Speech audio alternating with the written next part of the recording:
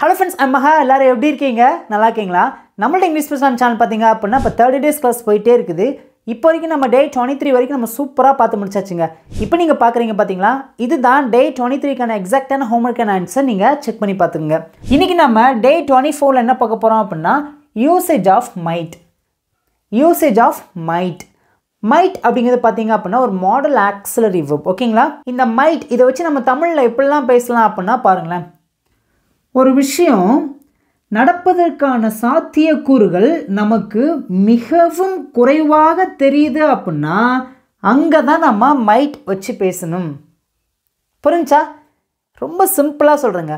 ஒரு விஷயம் நடந்தாலும் நடக்கலாம்.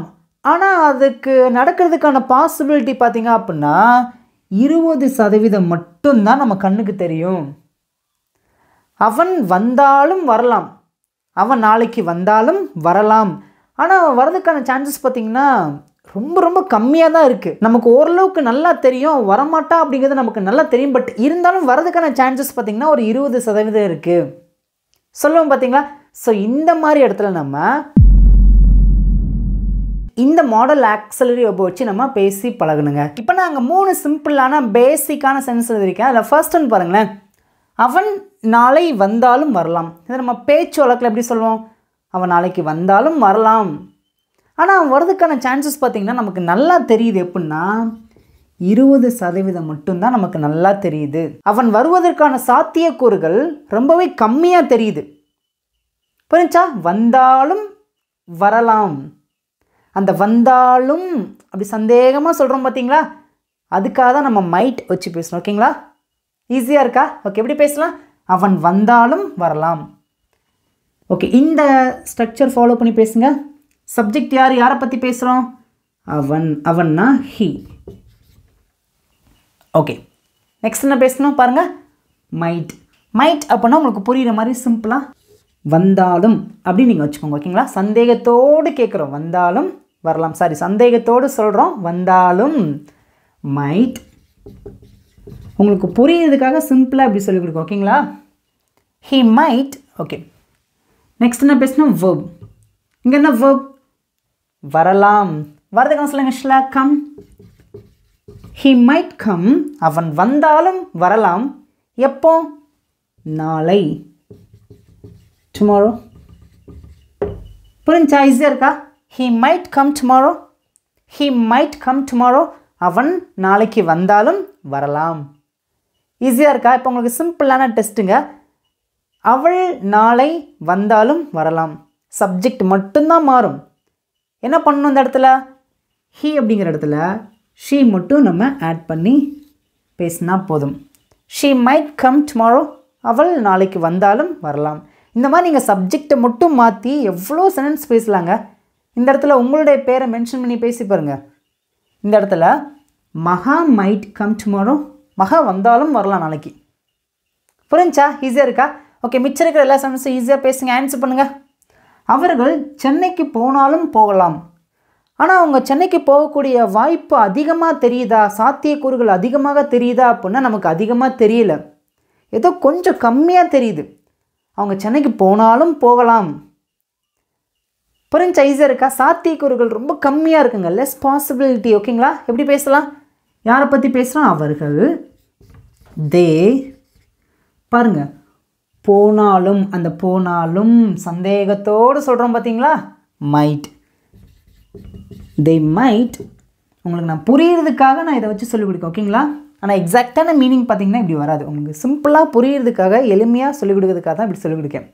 Okay, they might. Okay, next என்ன பேசணும்? verb. இங்கே என்ன verb? போகலாம். போகிறதுக்கு சொல்லுங்க. சொல்லுங்கள் பார்க்கும். Go. Okay, they might go. அவர்கள் போனாலும் போகலாம். எங்கே?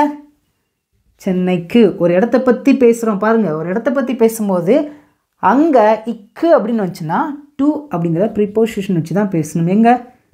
சென்னை. சேர்ந்து பேசலாமா? They might go to Chennai. அவங்க சென்னைக்கு போனாலும் போகலாம். Next one. நாங்கள் சாப்பிட்டாலும் சாப்பிடலாம். ஆனால் நாங்கள் சாப்பிட்றதுக்கான பாசிபிலிட்டி சான்சஸ் பார்த்திங்கன்னா எங்களுக்கு எப்படி தெரியுதுன்னா ரொம்ப கம்மியாக தான் தெரியுது.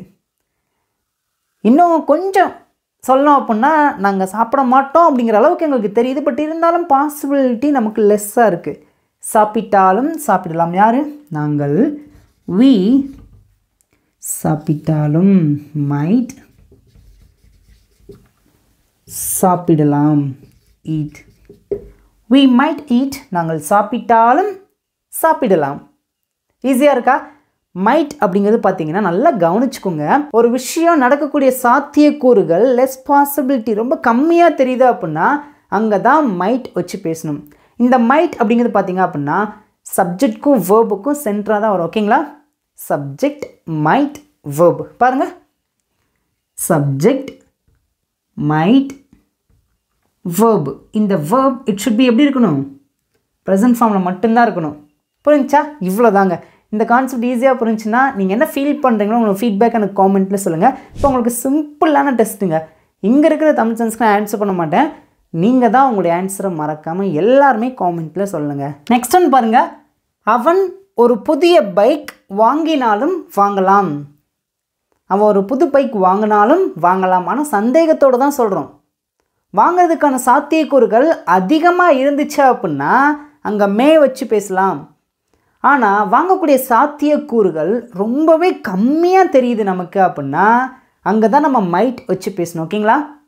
இந்த மாடல் ஆக்சிலரி வேர்ப் ரொம்ப ரொம்ப முக்கியங்க. அவன் ஒரு புதிய பைக் வாங்கினாலும் வாங்கலாம். யாரை பற்றி பேசுகிறோம்? அவன். ஹீ வாங்கினாலும் மைட். ஓகேங்களா? உங்களுக்கு புரியுறதுக்காக தான் இந்த வாங்கினாலும் அப்படிங்கிறத நம்ம மைட் அப்படின்னு சொல்கிறோம். ஓகேங்களா? ஆனால் எக்ஸாக்டான மீனிங் இப்படி வராது. ஓகேங்களா? He might. ஓகே, நெக்ஸ்ட் என்ன பேசணும்? வேர்போட ஃபர்ஸ்ட் ஃபார்ம் தான் பேசணும். என்ன வேர்ப்? வாங்கலாம். வாங்கிறதுன்னு சொல்லுங்க. பை. He might buy. அவன் வாங்கினாலும் வாங்கலாம். இதை நம்ம பேச்சுலக்கில் அவன் வாங்கலாம் சந்தேகத்தோடு சொல்கிறோம். இப்படியும் சொல்லலாம். அவன் வாங்கினாலும் வாங்கலாம் இப்படியும் சொல்லலாம். ஓகேங்களா? உங்களுக்கு ரொம்ப டீட்டெயிலாக இன்டெப்த்தாக புரியுறதுக்காக தான் இந்த வாங்கினாலும் விளையாடினாலும் இருந்தாலும் அப்படிங்கிறத சொல்லும்போது மைட் வச்சு சொல்லிக் கொடுக்கும். ஓகேங்களா? Okay, he might buy. அவன் வாங்கினாலும் வாங்கலாம். என்ன வாங்கினாலும் வாங்கலாம்? ஒரு புதிய நியூ பைக். ஒரு புதிய bike, a new bike. he might buy a new bike. அவன் ஒரு புதிய பைக் வாங்கினாலும் வாங்கலாம். That's all. அவ்வளோதான். ஓகே, ஆனால் நல்லா கவனிங்க. இங்கே சாத்தியக்கூறு 20% மட்டும்தான் இருக்குது. 50% கூட கிடையாது. 20% தான் இருக்குது. புரிஞ்சா? நெக்ஸ்ட் ஒன்று பாருங்களேன். நாங்கள் அவர்களுடன் விளையாடினாலும் விளையாடலாம். நாங்கள் சாயந்தரம் அவங்க கூட விளையாடினாலும் விளையாடலாம். ஆனால் நாங்கள் ஒரு 4 மணிக்கு கிளம்பிடுவோம் அப்படிங்கிறது நல்லாவே தெரியுது. ஓரளவுக்கு நல்லா தெரியுது. பட் விளையாடுறதுக்கான சான்சஸ் அதிகமாக இல்லை, பட் கம்மியாக தெரியுது. ஓகே, பேசலாமா? நாங்கள் அவர்களுடன் விளையாடினாலும் விளையாடலாம். we might play. யாருடன்? we might play அப்படின்னா நாங்கள் விளையாடினாலும் விளையாடலாம். யாருடன்? அவர்களுடன். உடன்னா with. we might play அப்படின்னா நாங்கள் விளையாடினாலும் விளையாடலாம். with them அப்படின்னா அவர்களுடன். we might play with them நாங்கள் அவர்களுடன் விளையாடினாலும் விளையாடலாம். Next one. அவள் வீட்டில் இருந்தாலும் இருக்கலாம்.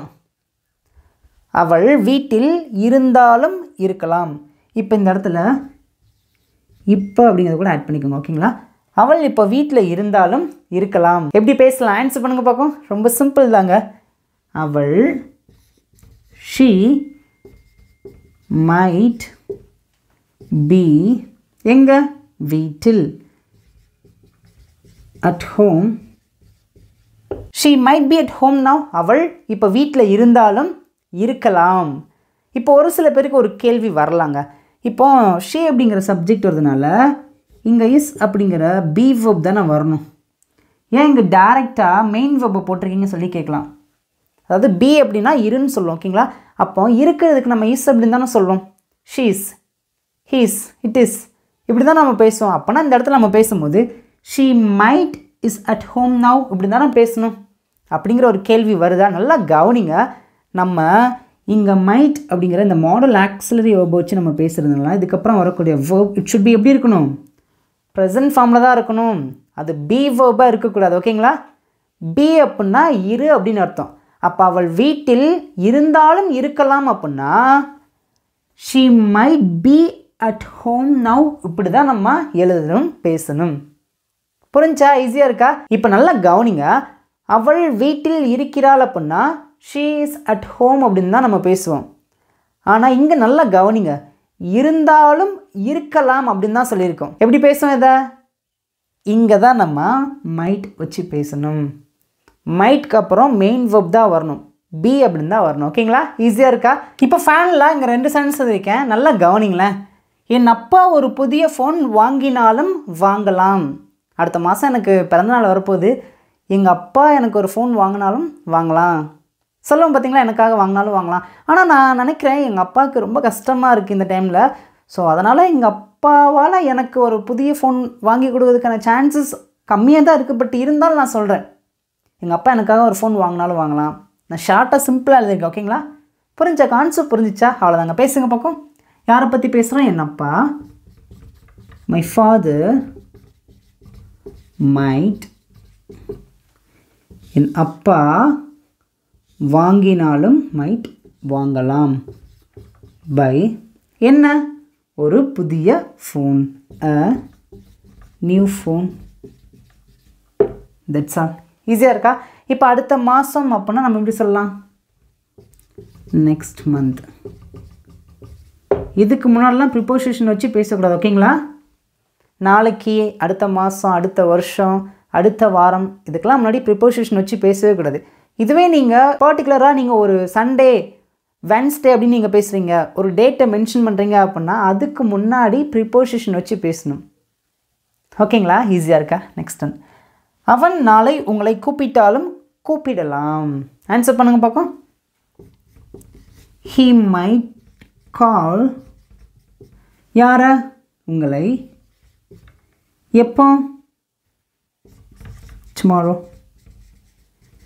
he might call you tomorrow. அவன் நாளை உங்களை கூப்பிட்டாலும் கூப்பிடலாம். மைட் அப்படிங்கிற அந்த கான்செப்ட் ஈஸியாக புரிஞ்சா? உங்களுக்கு நல்லா புரிஞ்சிருக்குன்னா நீங்கள் என்ன ஃபீல் பண்ணுறீங்களோ உங்கள் ஃபீட்பேக் எனக்கு காமெண்ட்டில் சொல்லுங்கள். ஓகே, இப்போ ஃபேனில் உங்களுக்கான ஹோம்ஒர்க் இங்கே இருக்க தமிழ் சென்ஸ்க்கு ஆன்சர் பண்ண மாட்டேன். நீங்கள் தான் உங்களோட ஆன்சர் மறக்காமல் எல்லாருமே காமெண்ட்டில் சொல்லுங்கள். தேங்க்யூ.